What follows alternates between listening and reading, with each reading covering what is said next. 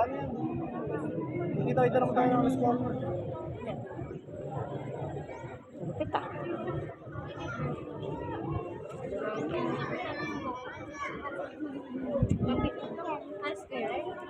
Pinapanood ni Kuya Rain yan? Avatar.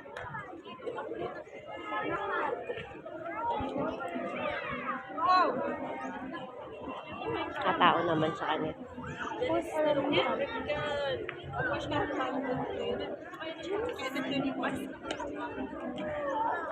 Hindi ko nakagawin nga dyan.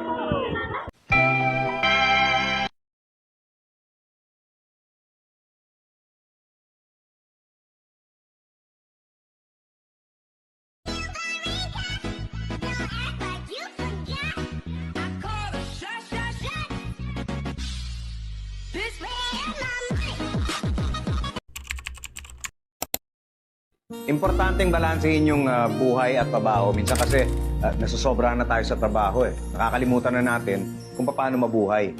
Pagtanda naman natin, di naman natin sasabihin na sana dinalasan ko yung pag-overtime para mas malaki yung kita ko, di ba? Madalas ang maiisip natin eh, sana mas marami tayong naging oras kasama yung mga kaibigan natin, yung pamilya natin. Kaya, hinay-hinay lang.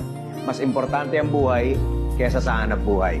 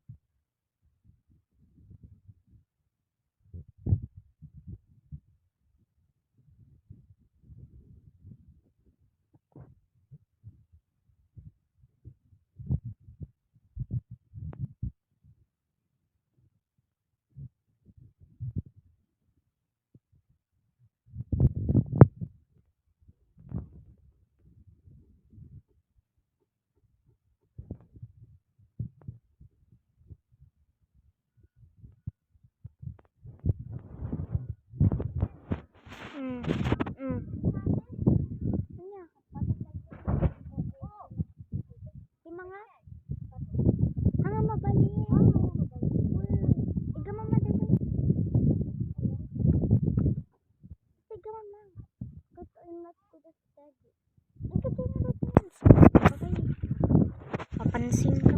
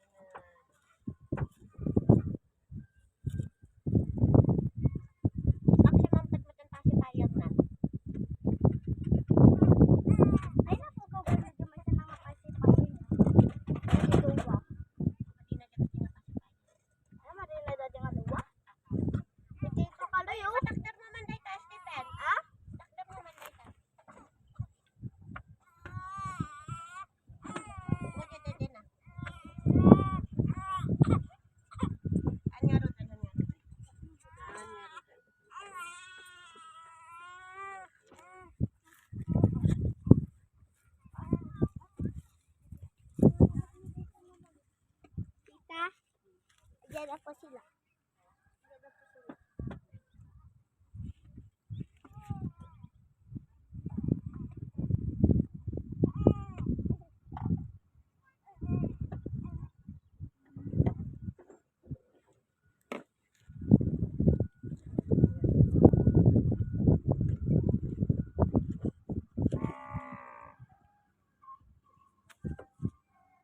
Nagkadali na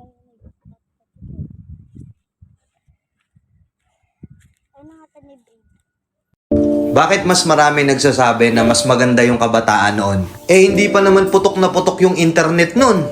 Hindi pa putok na putok yung Facebook, wala pang TikTok, wala masyadong entertainment sa social media. Pero bakit mas maraming nagkiklaim na mas masaya Walang mahirap sa taong nagsusumikap. Walang imposible sa taong porsigido at desidido. Walang madali sa buhay, pero lahat ay hindi yan imposible. Kung i-align mo lang ang mindset mo, lahat kaya mo at walang imposible sa'yo. Ang totoo, ikaw lang din naman ang magbibigay ng limitation sa sarili mo. Kung sasabihin mo sa sarili mo na hindi mo kaya, kahit 1,000 tao pa ang mag-push sa'yo at magsabi sa'yo na kaya mo, for sure hindi mo talaga kaya yan. Pero kahit 1,000 tao ang pumigil sa'yo at magsabi na hindi mo kaya, kapag ikaw naniniwala ka sa sarili mo at sinasabi mo na kaya mo, 100% kaya mo. Kakalimutan nyo yung ano nyo boundaries nyo Kakalimutan nyo yung boundaries nyo.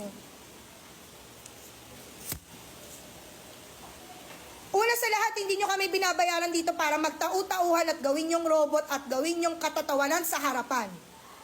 Pangalawa, hindi ako nag-board exam para lang hindi irespeto ng mga katulad nyong wala pa namang nararating sa buhay.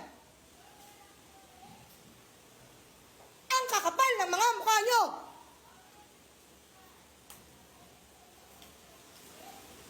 Di nyo nga kaya buhayin yung mga sarili nyo? Hindi kayo marunong rumispeto?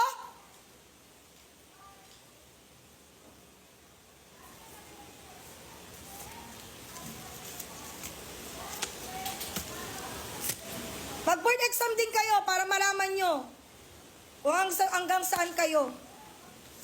Baka hindi pa nga kayo pumasa sa ugali nyong ganyan. Di na nga kayo matalino sa mapa ng ugali. Wala kayong mararating. Bumaba ka na doon! Tatawa ka pa? Ingrato. Galing squatter.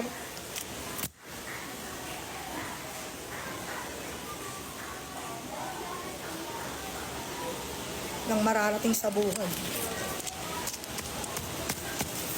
I saw the video, not fully, no. But looking from the balcony, this can also be an eye-opener. May mali ang teacher, yes. There is also the impact of social media, yes. But we also have to look at the bigger picture. Baka yung ating mga public school teachers ay meron ding pinagdaraanan and wala dun yung avenue na yung mga needs nila o yung mental problems nila o yung kanilang acceptance dun sa mga pinagagawa ng ibang estudyante. Because it's a very big institution. And there should be a command or a chain where they can vent out their problems. And syempre ngayon, maraming nagagalit sa kanya. At on one hand naman, hindi lang din natin alam, iilan sa ating public school teachers are feeling the same. Ano ba yung pinagmulan ng lahat ng mga ito? Where is she coming from? And nakakalabas ba sila ng boses within the Department of Education? Is somebody hearing them out? Is somebody hearing their problems? Or is somebody supporting them? Ano ba yung mga bagay-bagay? What should be the feedback mechanism between our teachers and their administration? This is a very important thing that should also be looked into. Because for all we know, baka mamaya sa loob-loob niya andun na yung galit, pero hindi siya makalapit sa principal, sa regional director, or baka nakalapit siya, may problema na, pero kino-contain kasi hindi nila maipalabas sa central office. So, mind you, we need to look into this kasi baka mamaya it's not an isolated case. Nagkataon lang na nalaman ng lahat kasi ni-live niya. Ni-live niya, di ba? Was it live or somebody took it? I'm not sure. Ni-live niya, di ba? Yun ang pagkaintindi ko So, hindi siya by accident It's intentional. There's a deeper message behind that. It's venting out. Ando dun yung baka mamaya, hindi na niya alam, ano bang gagawin ko? Who can hear me out? Who can help me? Kasi minsan, yung mga tao, they want it to be viral because they need the attention Or they want it to be viral because nobody is paying attention to them? Or is this a support na kailangan? No. This is for the sake of the teacher kasi it's a very challenging environment. And then we go back. Marami tayong mga government employees na nasa baba, na ang dami nilang challenges, maraming nakakasuhan, wala namang pambayad ng abogado, maraming napagbibintangan, hindi sila maka-vent out. And that is where leadership comes into picture. And that is why this problem should be looked deeply by the Department of Education. Ano ba ang problema? Meron bang feedback mechanism?